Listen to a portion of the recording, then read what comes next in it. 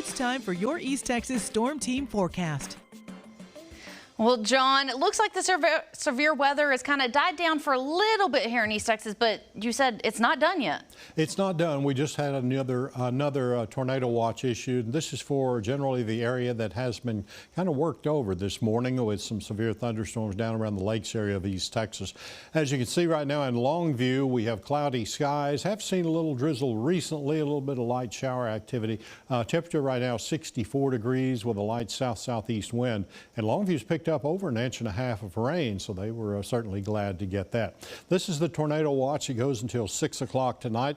Covers Houston, Trinity, Angelina, Nacogdoches County, St. Augustine, Sabine, and Shelby counties in the southeast corner of our East Texas area. It does go down to the Texas coast and also eastward into Louisiana. So that's a tornado watch, and we'll be keeping an eye on storms that continue to move through part of that area now. These are weakening just a bit, but as you can see, there's more activity coming in from the west, and that is going to be moving into that area that does have that tornado watch issued.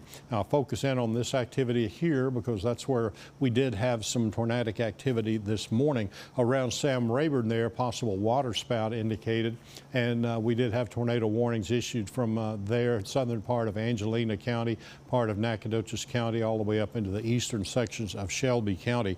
All of the severe thunderstorm warnings and tornado warnings, those have all expired at this point, but as I said, we do have a tornado watch in effect, so we'll be keeping an eye on that line to the west as it continues to move eastward into East Texas and get some afternoon heating, and that could get things going once again.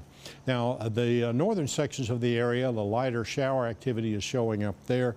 Mainly that is north of I-20. And we're not anticipating severe storms in that area, but certainly keep an eye out as that line moves closer to your area as well.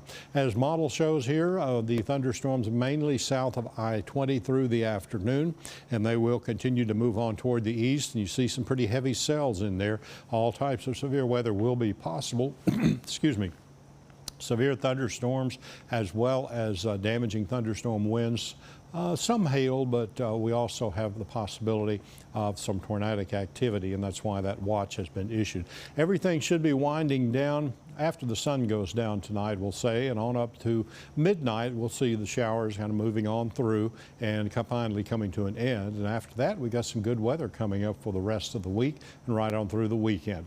Rainfall totals could be up to 2 inches, as you see there, mainly in those yellow areas that you see, and most of that is to the south of I-20. The severe outlook now shifting with that watch as it extends now into the southeastern part of deep East Texas. So keep an eye out for the possibility of those severe storms there. We're in the 60s right now, held down by the cloud cover and the rain, and we'll probably see temperatures warming up into the 70s as we get some breaks in the clouds, allowing some sunshine perhaps to get down occasionally and helping to warm things up. Meanwhile, here's your next 7 days. After today, things are looking good. Sunshine coming up on Thursday through the weekend and into next week. So we can enjoy a little bit of that rain that's down into the ground and enjoy that with some sunny skies coming up. That's going to last through the weekend in deep East Texas as well. You can keep up with that forecast anytime by going to our website, ketk.com. Well, thank you, John. We'll come